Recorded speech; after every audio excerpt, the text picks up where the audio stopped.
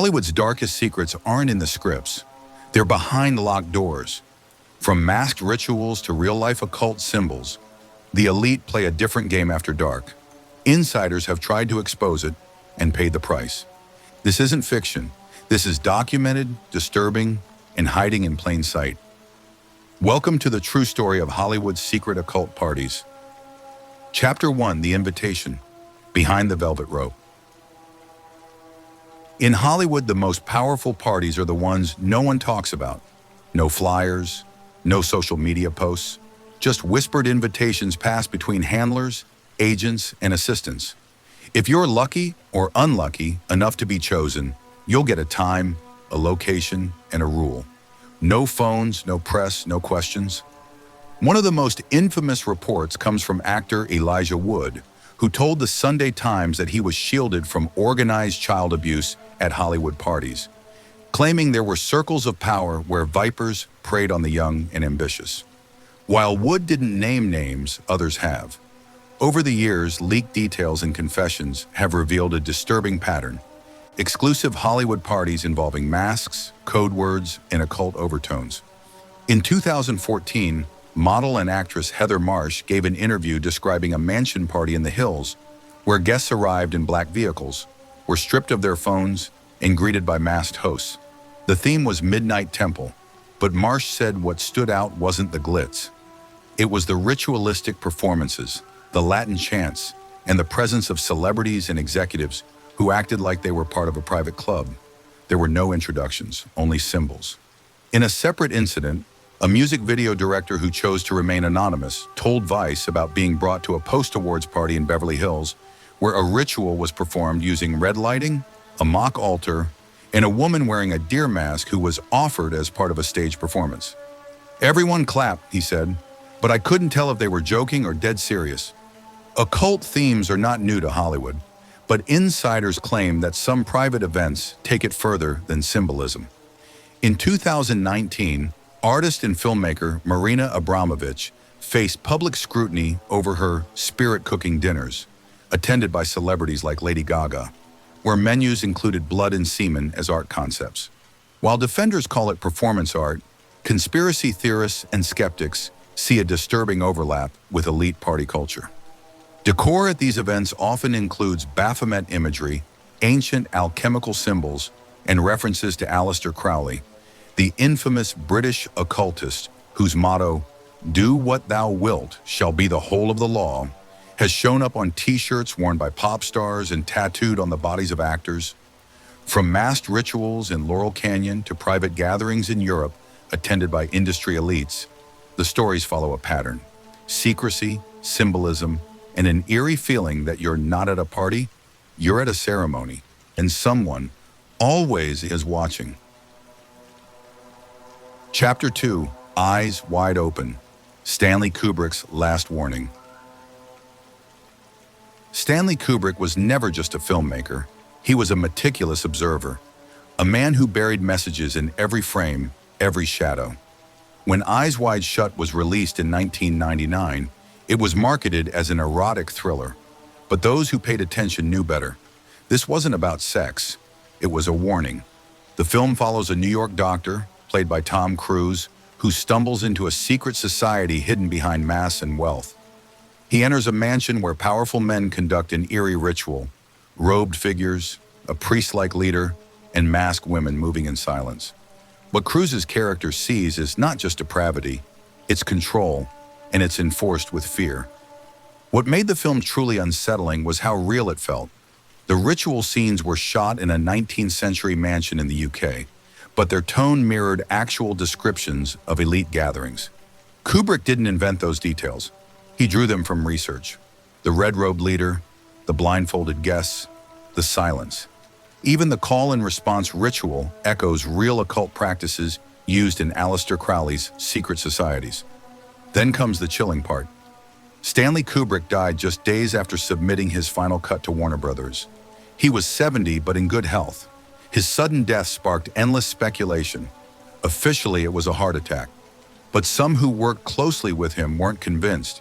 His wife, Christiane, later said, "He was full of life and extremely excited about the film." Almost immediately, rumors began circulating. Warner Brothers had cut 24 minutes from the movie after Kubrick's death. Critics noticed the strange use of digital figures placed over scenes, hiding certain movements. Theories spread that Kubrick's original version showed more than sex, that it included ritual abuse, child trafficking, or depictions of real-world elites too close to the truth. Kubrick had always embedded warnings in his work. In The Shining, conspiracy theorists claim he hinted at the fake moon landing, pointing to Danny's Apollo 11 sweater and the mysterious Room 237. In Eyes Wide Shut, he went further. Too far, some say. Journalist John Ronson, who once investigated secret societies, noted how closely the film matched real elite gatherings like those at Bohemian Grove, where world leaders conduct rituals in front of a giant owl statue called Moloch. Others pointed to the Rothschilds' 1972 Surrealist Ball, where guests wore grotesque masks eerily similar to those in the film. Kubrick spent decades inside elite circles. He had access. He listened. And when he spoke, through film, he did so in code. Eyes Wide Shut was his final message. And then he was gone. What was in those 24 missing minutes? What had he seen in his years among the powerful? We'll never know, but one thing is certain. Kubrick wasn't warning us about a dream. He was showing us a reality we weren't supposed to see. Chapter 3, The Ball of the Beast, the Rothschild Surrealist Gala. On December 12, 1972, one of the most bizarre elite events in modern history took place inside the Chateau de Ferrières, a neo-Renaissance castle outside Paris. The hosts, the Rothschild family, one of the most powerful and secretive dynasties on Earth. The occasion, a surrealist-themed masked ball, but what unfolded that night felt more like a ritual than a celebration. The invitations themselves were strange, printed backwards, requiring a mirror to read. Guests were instructed to wear black tie and long gowns, but with a surrealist twist. What they arrived to was something out of a fever dream. Photos from the night, real and verified, still exist, though they remain eerily under-discussed in the mainstream. They show Audrey Hepburn with a birdcage over her head, Salvador Dali standing among mannequins and taxidermy, and guests wearing golden animal heads, grotesque prosthetics, and mutilated doll faces. Some appeared half human, half machine. Others resembled corpses dressed for a masquerade. The decor was equally disturbing. Tables were set like altars, draped in black cloth and dripping with blood-red roses. Candles cast long shadows over dinnerware shaped like human anatomy. The entire chateau was bathed in a reddish-gold hue, creating an atmosphere that one guest described as dreamlike, but not comforting, like you'd stepped into someone else's nightmare. This wasn't a costume party. This was symbolism, and it ran deep. Many of the masks and themes at the event were drawn from the works of Salvador Dali and the occultist imagery of artists like Max Ernst and Leonore Feeney, who often blended the grotesque, the erotic, and the demonic. The effect was jarring, a celebration of power through distortion, control through chaos. Over time, this single event, the 1972 Rothschild Surrealist Ball, became more than a party. It became a template. The masked faces, the animal horns, the altars, they began showing up in music videos, magazine spreads, and Hollywood fashion events. Beyoncé, Madonna, Cardi B, and others have posed in visuals nearly identical to the ones from the Rothschild Ball. Designers like Alexander McQueen, John Galliano, and Riccardo Tisci have openly borrowed the aesthetic. Even the Met Gala, a supposed celebration of fashion, has repeatedly drawn comparisons to the event, especially when guests arrive in horned headpieces and priest-like robes. Some say it's just art, just shock value, just fashion. But why do these images keep circling the same dark center? Why the obsession with mass, inverted language, sacrificial imagery, and elite secrecy?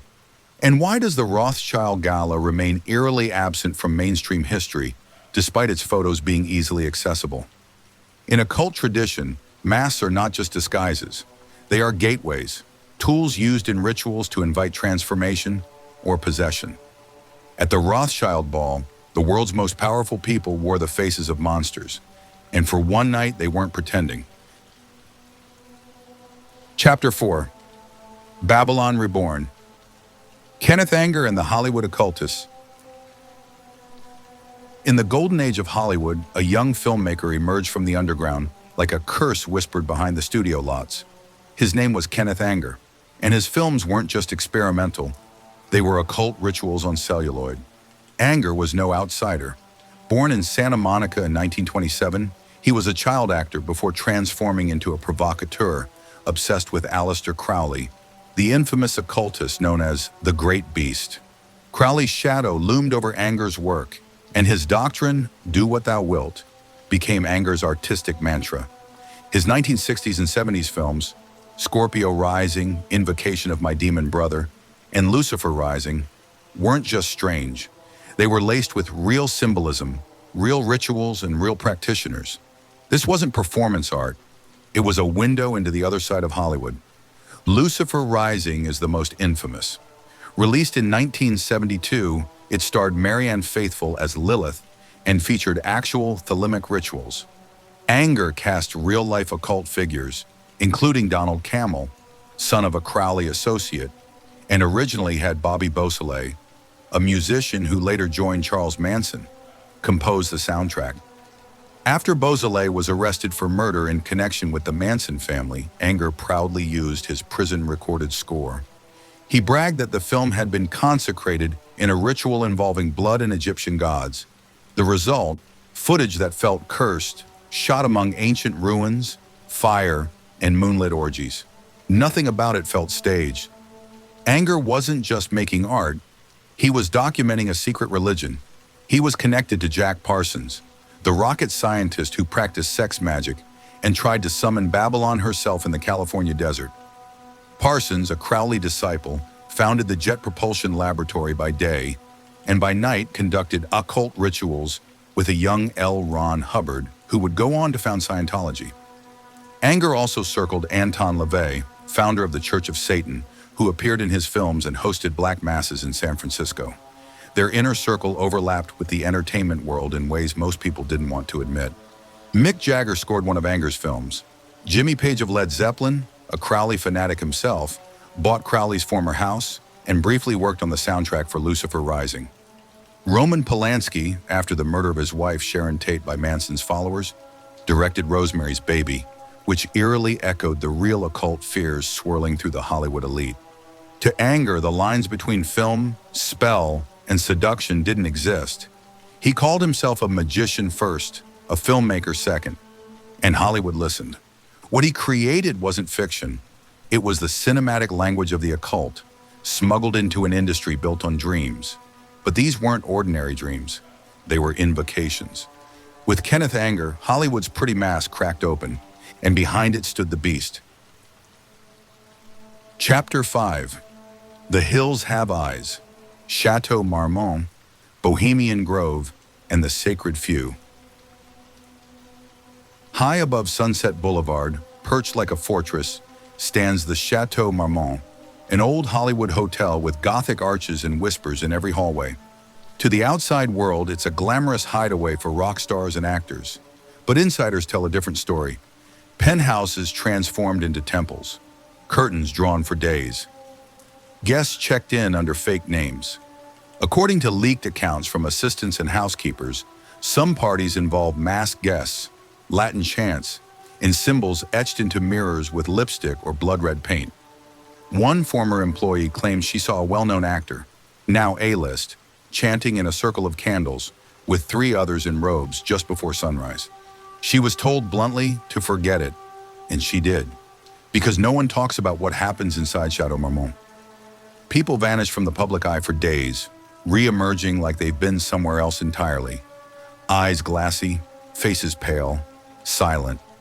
But even the darkest stories from the Chateau are just flickers compared to what happens hundreds of miles north, at Bohemian Grove.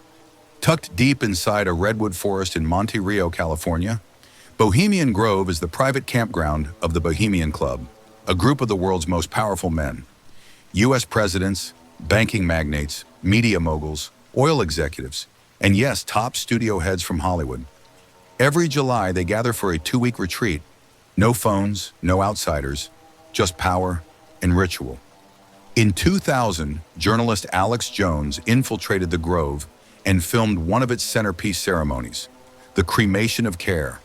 The footage, real and confirmed, shows men in robes surrounding a lake at night. At the center stands a towering 40-foot stone owl, Moloch, a deity once associated with child sacrifice in ancient texts. A human effigy is placed in a coffin and burned, symbolizing the banishing of worry. The audience watches in silence, applauds at the end. Then the party begins. It sounds surreal, like something from a movie, but it's not fiction. U.S. presidents, including Nixon, Reagan, and both Bushes, have attended. Studio executives, from Disney to Warner Brothers, are listed in club records.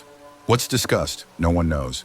But massive decisions have allegedly been made there, including the Manhattan Project, according to historians.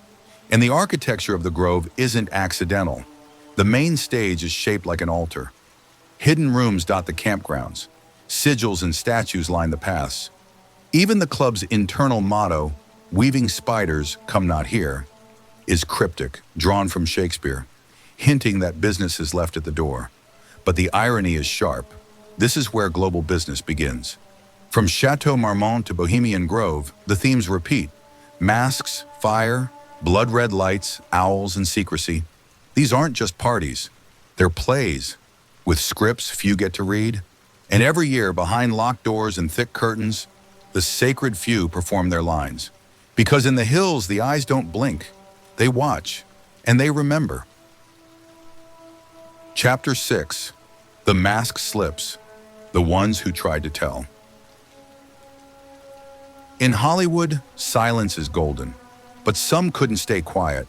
They saw too much, lived too close to the flame, and when they tried to pull off the mask, the world looked away or laughed. Take Kesha.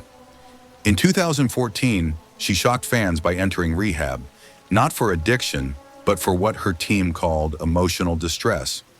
What followed was a years-long legal war against her former producer, Dr. Luke. But buried in her court filings was something far darker. Kesha alleged she had been forced into ritualistic parties, claiming her career was controlled by a powerful man who drugged and abused her. She referenced satanic themes and manipulation. Most headlines focused on the legal drama. Few paid attention to the ritual claims. Then there's Lady Gaga, a superstar shaped by art and shock. Gaga has long been tied to avant-garde performance artist Marina Abramovich, best known for spirit cooking. In 2016, emails between Abramovich and Clinton campaign manager John Podesta leaked, revealing an invite to a private spirit cooking dinner. A reference to an art piece where blood, semen, and breast milk are listed as ingredients for symbolic offerings. Abramovich insists it's just art, but in her performances, she paints occult phrases in pig's blood on walls, stands in pentagrams, and mimics ritual sacrifice. Lady Gaga, in multiple interviews, called Abramovich a spiritual guide. In one video, Gaga is shown in what looks like a mock ritual, covered in fake blood, lying in a bathtub, surrounded by hooded figures. Is it theater? Maybe, but why does it look so much like what whistleblowers have described? Corey Feldman knew the truth before anyone wanted to hear it. A child star in the 1980s, Feldman spent years trying to expose what he called Hollywood's secret predator network. He claimed both he and Corey Haim were passed around at parties. In 2013, he wrote a book detailing names and events, but was dismissed by major media. He went further, saying some abusers were connected to powerful industry figures who protected one another. When he announced a documentary to reveal all the names, his life unraveled. Threats, online smears, a stabbing incident. His campaign fizzled out, and the industry moved on. These aren't nobodies. They were inside the machine, and still they were crushed for speaking. For every Gaga or Feldman, there are dozens more who hint, then disappear. Interviews pulled, music videos altered, social media wiped. The stories remain, but the voices vanish, because the show must go on. The masked parties continue in private mansions, penthouses, and backlots. The symbols are still there, in videos, on red carpets, in award show performances. We just don't see them anymore. Or maybe we choose not to. The truth has been spoken. But in Hollywood, once the mask slips, it's not freedom that waits on the other side. It's silence. And the party never ends.